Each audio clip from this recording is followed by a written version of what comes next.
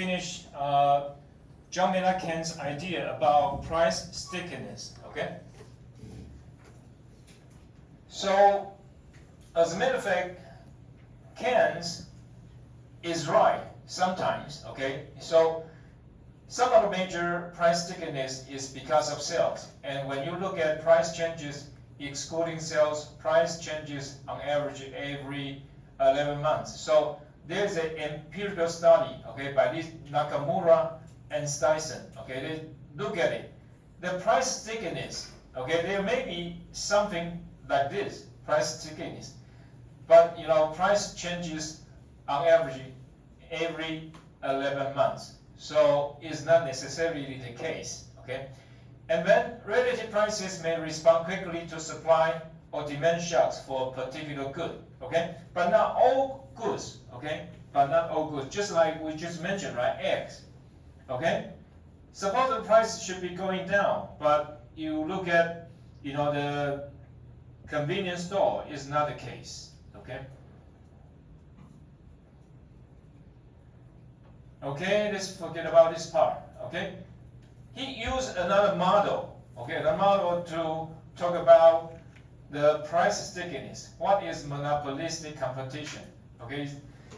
If you have perfect competition, okay? If you have perfect competition, okay, perfect competition, then the price actually will change quite quickly. But what happens is not just monopolistic competition. Sometimes we have oligopoly. So for example, for car, okay, for the price of car to change is very difficult. Okay, very difficult because you just have several big companies controlling the manufacturing of cars, right? You have Ford, Toyota, Honda, all these companies, and so basically you can see very little, you know, price changes, okay? It's because some major companies, they control the whole supply chain. So here he said, if demand turns out to be larger at a price than the firm planned, the firm still meets the demand at that price, okay? Since it earns additional profits due to the markup, okay? So if people are willing to pay a higher price, why does he have to, you know, lower down the price? Because if he can sell at a higher price, they continue to get more profits out of it, okay? Okay, we won't stick too much here, okay? So here is the effective labor demand, okay? Here is output, okay? Okay, so here is the full employment, okay? This line, okay, FE means full employment line, okay? And sometimes it will change. For example, down here, okay, you have price level rises, then you're going to happen that way. Let me check it to the oil crisis. There's one oil crisis.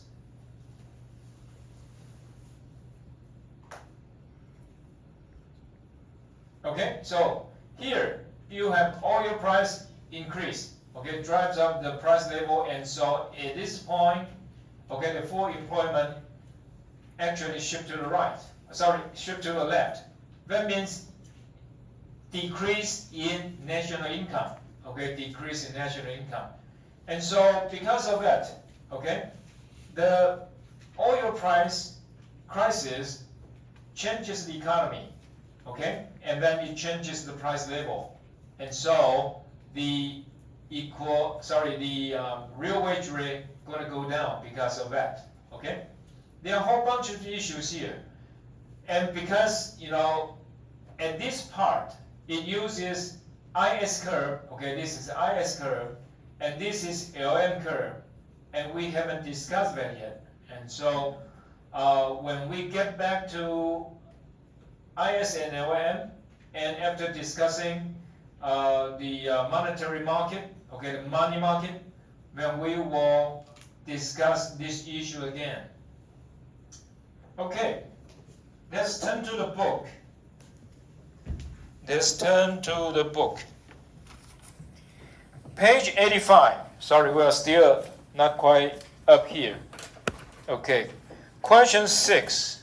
Okay, question 6. It said define private saving. How is private saving used in the economy? And what is the relationship between private saving and national saving? Okay, for national saving, actually, so here is the model we talked about before. So Y is equal to C plus S is equal to C plus I, right? Okay, here is the households, okay? So the economy divided into two parts. One is the household, one is the business, right? For the household, their income is used to consume and save. And for the business, consume and invest. So what is the equilibrium for the economy? Is I is equal to S. Remember that? This will be in the test, okay? And when we say, if you add government, right? You have government, so then you have tax to pay, okay? You have to pay tax. And you have government, so you have government expenditure, right? And also, suppose you add international trade, right? So then you have something like this. Okay? And what is the condition here? It will be equal to S plus, okay, T minus G is equal to I. And here you have S plus T minus G is equal to I plus X minus M. Okay? And remember we talk about twin deficit. Twin deficit. What are the twin deficits? Budget deficit. Budget deficit. This is budget deficit. And this is trade deficit. Okay? Budget deficit, trade deficit. According to the market, okay, of the loanable funds and savings, so this will be determined in the investment market, okay? Okay? And what is this? We call private saving. This is private saving, and this is public saving. The book talk about national saving. So this is private saving, and here it is public saving. But because too often governments spend more than they have. Okay, so usually T is less than G. If T is greater than G, then you have budget surplus. If T is greater than G, you have budget surplus. But too often the government is in deficit. So tax less than government expenditure. Okay?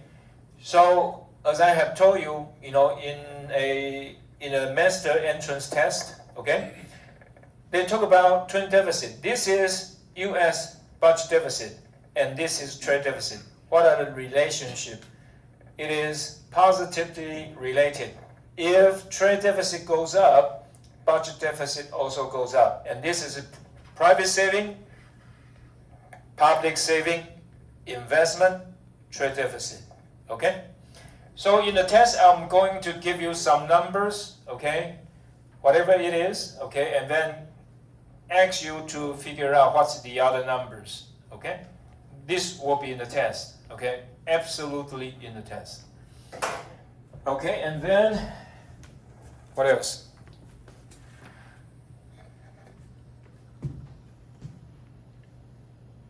Okay, question 7 is that describe the 3 approaches to measuring the volume of economic activity that occurs during a period of time and explain why they all lead to identical measurements. We talked about this before, right? Production, income, and expenditure, okay?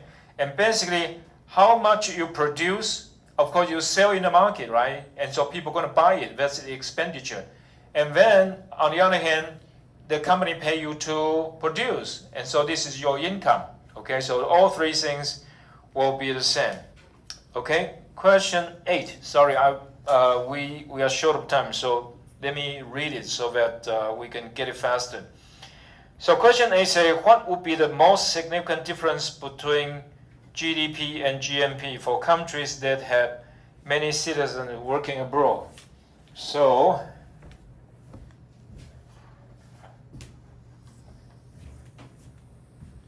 Liao Huiqing, question 8.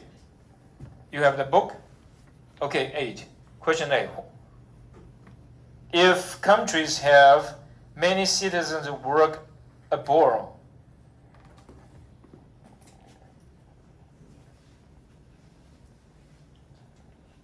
okay, so for example, India, okay, there are many Indians working in Saudi Arabia, right?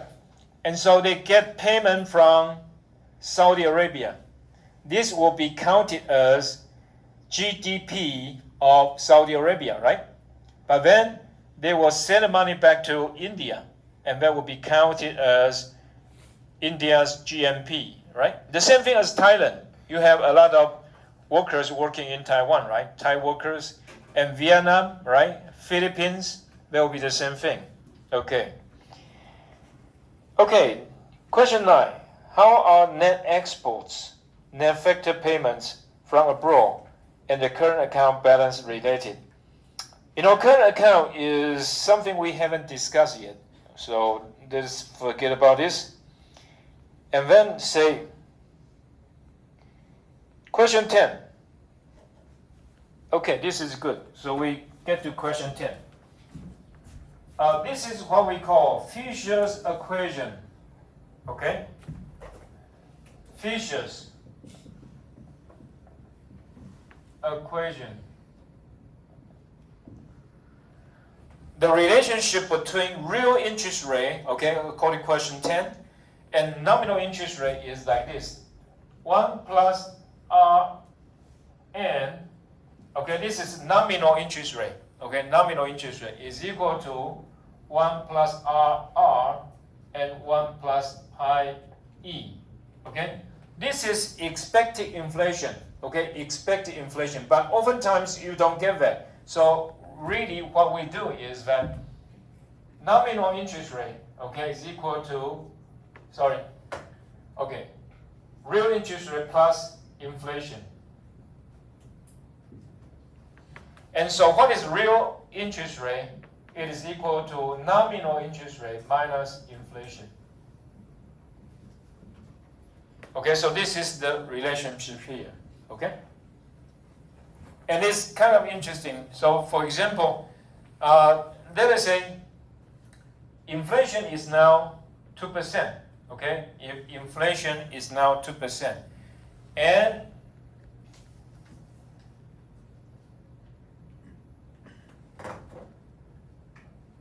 nominal interest rate is 5%. Okay? So what you get? You get real interest rate is 3%. Okay, the question is, can nominal interest rate less than 0? Okay, can nominal interest rate less than 0? Li Boyan, can nominal interest rate be less than 0? No. Are you sure? Why not? Okay, if nominal interest rate is equal to 0, what does that mean? Okay, let us say now, right? You go to the bank, you deposit, you get money, right? You get, even though it's very small, but you get money out of it. But if the nominal interest rate is negative, what would you do, Li Boyan? If nominal interest rate is negative, what would you do? Excuse me? Will you still keep your money at the bank? No, right? Because if you put the money in your pocket, you don't have to pay anything, right? But the point is it secure? Is it safe? Not necessarily, right? Okay? So understand this. The minimum for interest rate should be 0%. Okay? So it is the same thing as you put it in the bank or in your pocket. But if it is less than 0, what does that mean? Okay? Usually, you deposit at the bank, you get something back, right? You get some money back. But now, if it is less than 0, you have to pay the bank, right? Okay? But sometimes people do that. Why? Because it's safer. If you put it in your pocket, it can be stolen, right? You can, for whatever reason, forget where your money is, okay? Or even worse, right? You heard about a story. Some people, put the money, okay, in a can, and then some people treat it as trash and dump it, right? And so you lost all your money, okay? Okay, let us get to one example here, and it will be in the test, okay? So,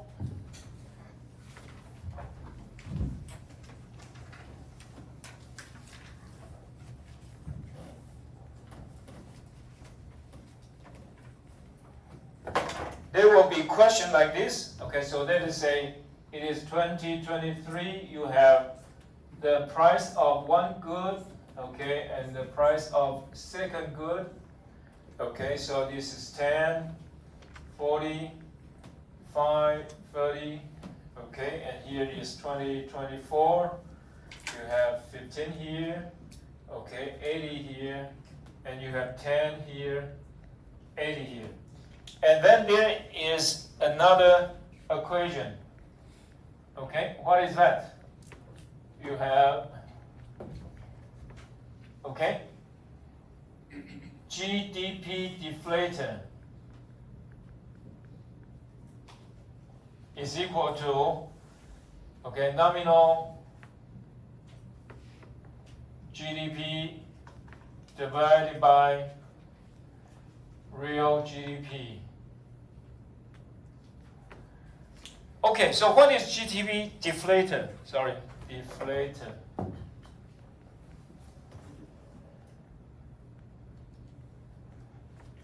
Actually, it measures inflation.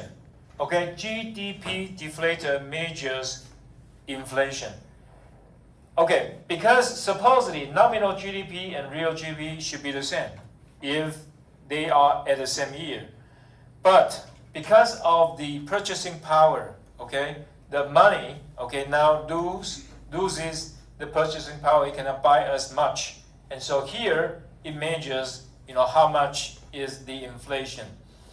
And so the question will ask you, try to calculate the nominal GDP of 2023, okay, and 2024. As supposedly we use 2023 as the base year. Okay, this is the benchmark. We're gonna compare price level. And so this, when you calculate this, you get real GDP and also nominal GDP, it will be the same, okay, if it is base year. But for this one, okay, it's not the base year. So if you want to calculate the nominal GDP is the same here, price multiplied by quantity, price multiplied by quantity. But if you want to calculate real GDP, okay, in this case, if you want to calculate real GDP, you have to use the price of the base year, okay, the price of the base year to multiply with the quantity of 2024, okay? Price of 23 times quantity of 24. Okay, let's get it done. So nominal GDP, it should be easy, right? Okay, so it is 10 times 40 plus 5 times 30. And what is that? So 400, right? And then 150, so it's 550, okay? And you want to calculate nominal GDP of 2024, it will be 15 times 80 plus 10 times 80. Okay? So how much is that? So 800, right? Okay, so it's 2,000. Okay? And this kind of question quite often appear in the test in Taiwan, either the entrance exam or you want to get a job, okay, sometimes they have, the require you to be familiar with economics, and so there will be questions like this. So this is the nominal. What about the real one? As I say, because 2023 is the base year, so this is the real GDP and also the nominal GDP. And then you want to calculate real GDP of 2024. How are you going to do that? Use 10 here. Okay, this is the base year. 10 times 80 plus, okay, 5 times 80. Okay, so what you get? You get, let's see, 1200. Okay, 1200. And so you want to figure out what's the inflation that you have get. What is the inflation here?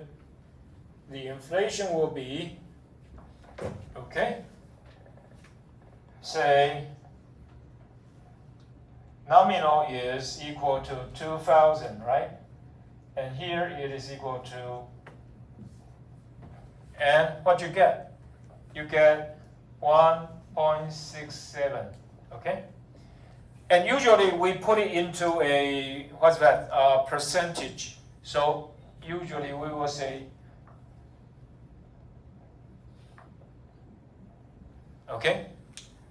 So this will be the, some of the questions in the test. It should be easy, okay? But this book doesn't emphasize as much. So this is something extra, okay? And then let's get to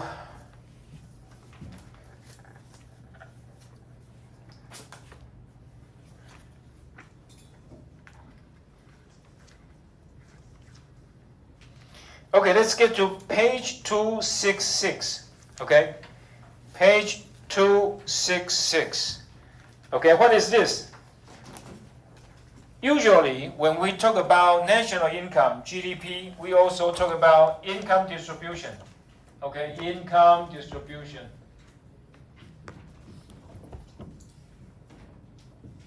Okay, and so what is that about?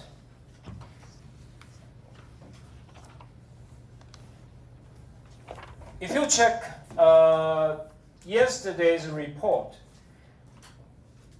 can anyone tell me who is the number one in terms of income from dividends? So what is dividend? Dividend. Dividend. What is dividend? 廖义涵, what is dividend?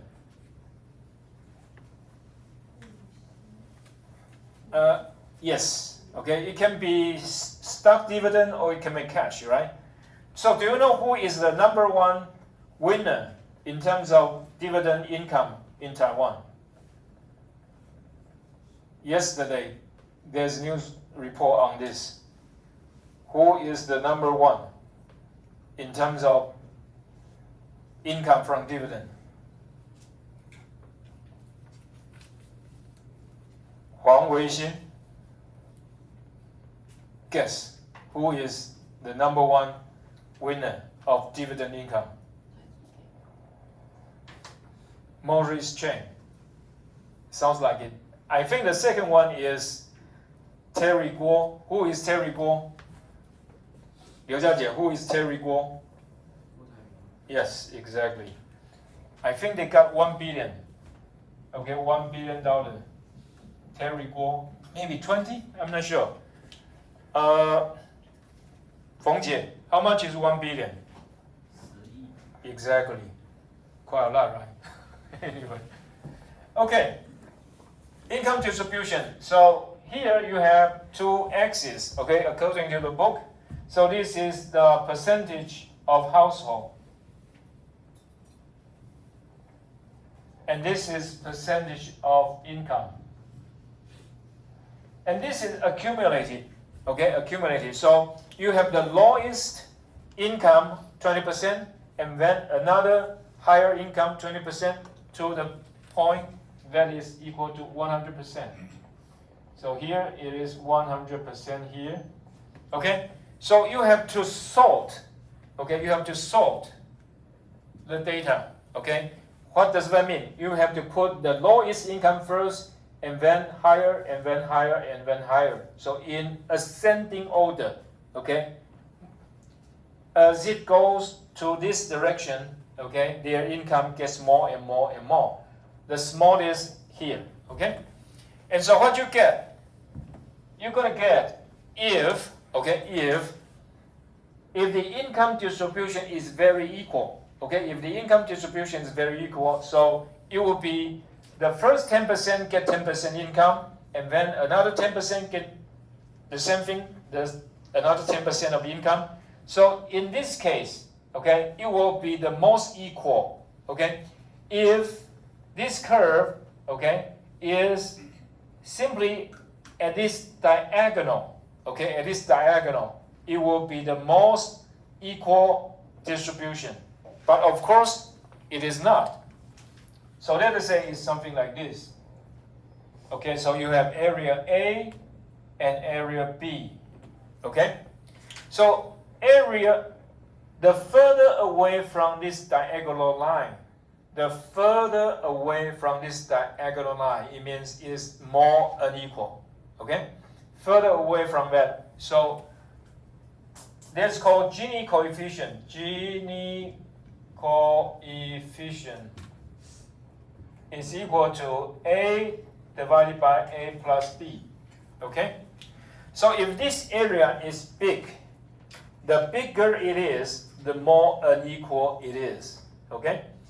So if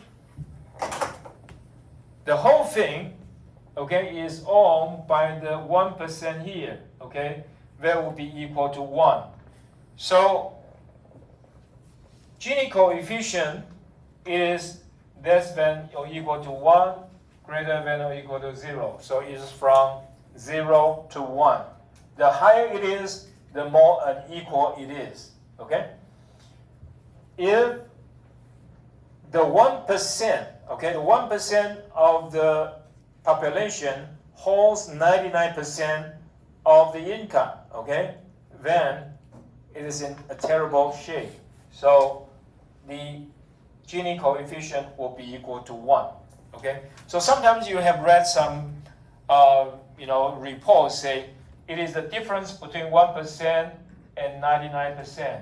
Okay, it means that some countries, okay, some societies, the distribution is very unequal. Okay, so some people get a lot of the income, but some people get very little, okay, out of it. Okay, and then we get to another concept. It is called Ricardian equivalence. Okay, there will be questions like this. Okay, you want to be able to do that, and also you need to bring calculator. Okay, you need to bring a calculator.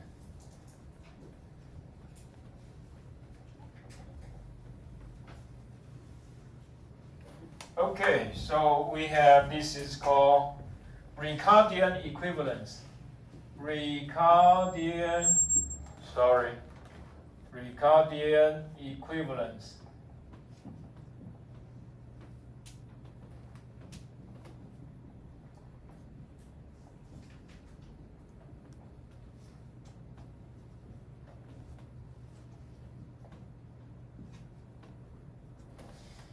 Okay, remember we say, from Keynesian model, you have expenditure multiplier.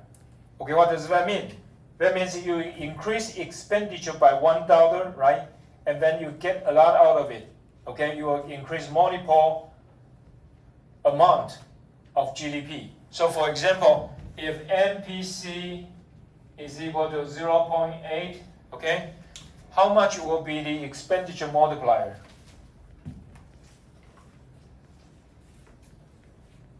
Wang Peizhen. If MPC is equal to 0.8, we talked about this last week. How much will be the expenditure multiplier? Remember that?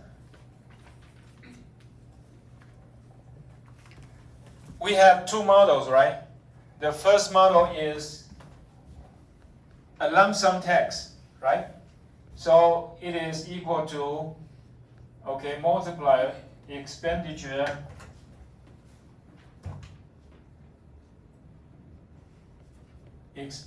multiplier is equal to 1 over 1 minus MPC, right? And tax multiplier is equal to negative MPC 1 minus MPC. Remember that? Okay, should we get it? So how much will be the expenditure multiplier here? 5, okay, good. And tax multiplier.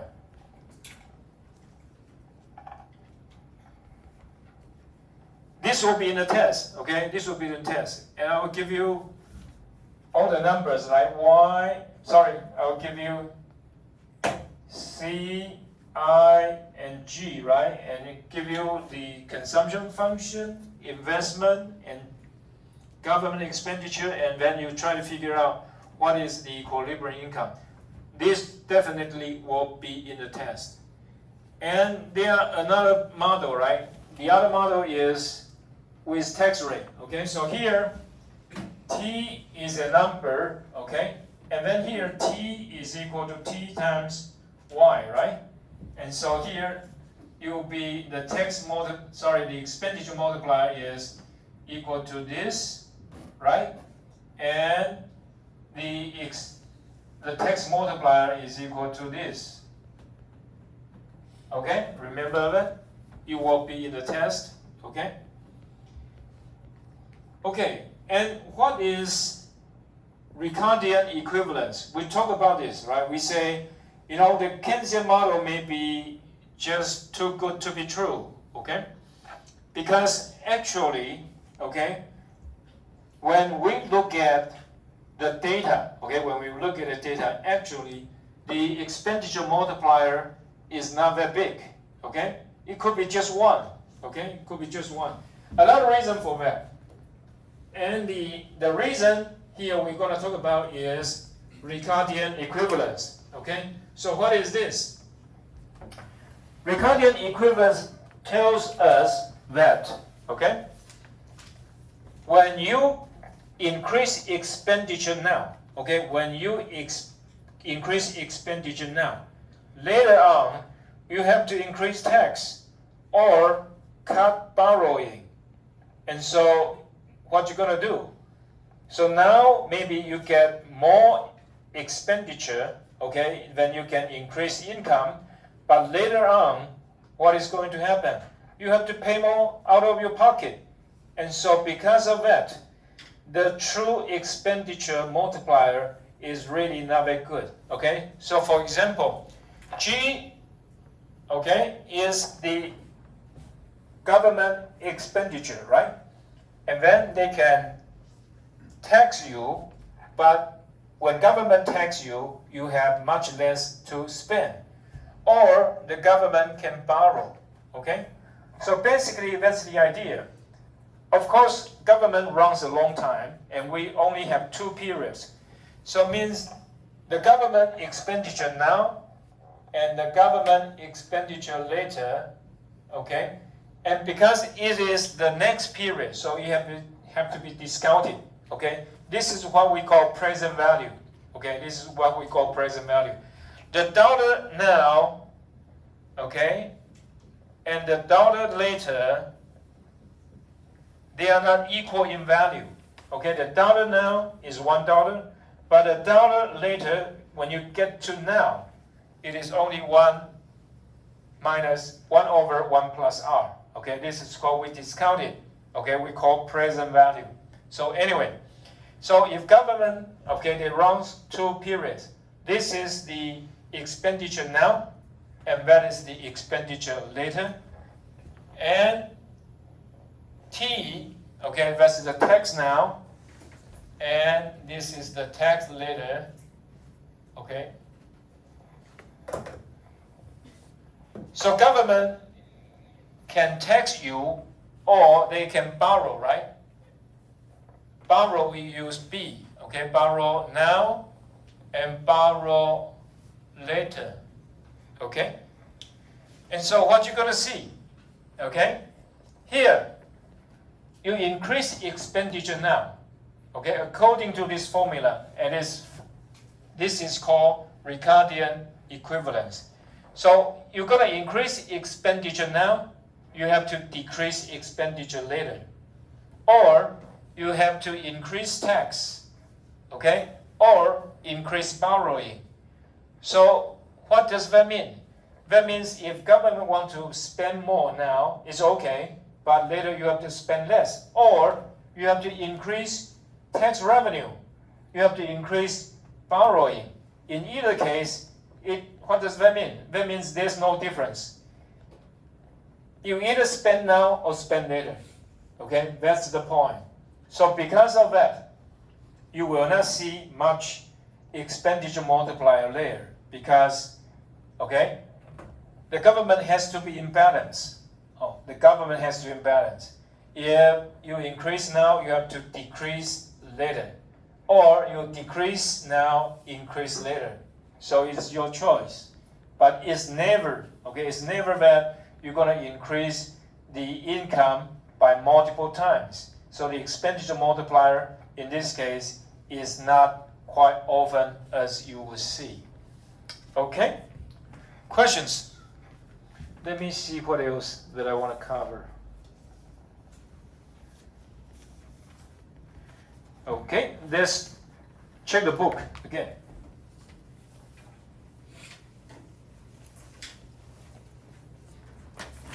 Okay, so let's finish chapter 2 and then get to chapter 3. Okay, chapter 3 is about productivity, output, and employment. Okay, and basically we have discussed it. So page 91, you get production function and changes of productivity here. So 93, if you remember, we talked about this kind of production function before. It's called Cobb-Douglas production function. Cobb-Douglas, C-O-B-B-D-O-U-G-L-A-S. Okay? And here, page 94. Okay, page 94, you get the production function. And then you have the marginal product of labor. Sorry, capital. So you have MPK, that is the slope of the tangent to the production function. So you have MPK, and then you have MPL. And page 97. Okay, page 97. Here, the textbook, okay, even though we say it's labor, right? But he used the notation N, okay? Use the notation N. That's the same thing here, okay? And generally, we say there's going to be increase in technology, okay? Improvement in technology. But sometimes you have supply shock, okay? So you look at page 98, okay? Page 98, you have supply shock. So if you have supply shock like earthquake, typhoon, hurricane, volcano, okay, all these things, the production function is going to be impacted. And so the marginal product of labor or capital is going to go down, okay? And so here it is related to what we talk about, the first hour. The first hour we talk about the rigidity of wage rate, right? Okay, the rigidity of wage rate. But, assuming that if the market can work perfectly, okay, you're going to have an equilibrium. But once in a while, you have some other factors that may affect it, okay? And question, 105, okay? Sometimes you have the productivity shift to the right, okay? Suppose you have better capital, better equipment, okay, better machine, say AI, okay, then you can increase your productivity. But suppose you have COVID-19, okay, you have black deaths, and then you're going to shift to the left, okay? And income leisure trade-off, right? We talk about this again, right? Income leisure level. Generally, if you have increase in wage rate, you're going to work more. But sometimes when your income really goes up, right, you're going to work less. So substitution effect make you work more, but income effect make you work less. And so if you look at 110, page 110, 110. So here there is a story, okay? How big is the gig economy? Okay, it's kind of interesting. If you look at Taiwan, also I have been to the US and Finland, Europe, okay? There are many people working on delivering food or some other things. So it's kind of interesting to look at that. Okay, labor supply curve, page 111. And so you look at page 112, right? This is the wealth effect. Okay, when you get more wealthy, what would you do? You work less. Okay, so the supply curve will shift to the left. Okay. So again, you look at page 114. Okay. Usually, if the market works smoothly, then you have an equilibrium. Okay. But suppose you have a temporary supply shock. Okay. Then what you get? You will get the labor supply curve shift to the left, and so you have the employment going down. So that's figure 3.10.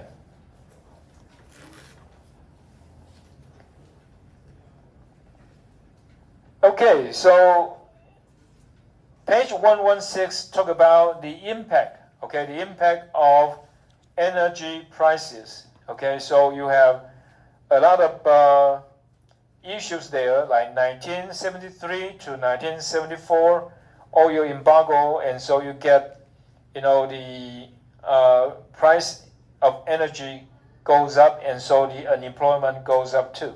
Okay. Okay, and then there are three types of unemployment. Okay, there are three types of unemployment. You have, let us get to. Sorry.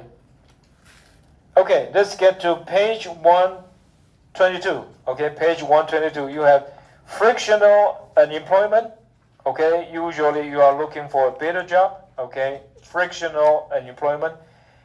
And structural unemployment, page 123. Generally, this is much long term. Okay, it's called chronic unemployed because there is a deficiency in your skills, and so you need to get training and then to get another job. Okay, and then the last one, that is page 124, cyclical unemployment. Okay, cyclical unemployment. And we talk about natural rate of unemployment. Natural rate of unemployment including frictional unemployment and structural unemployment. Okay, and the unemployment rate is not zero. Okay, it's never zero. Okay, let's finally get to page 127. We have just a few minutes left. Okay, we will discuss it again. Let me briefly tell you. Okay, if you look at equation 3.5. Okay, 3.5. What does that mean? That means if your output, if your production is not high enough, what would you get? You will get unemployment. And this is Okun's law. So we will discuss it again next week on this. See you next week.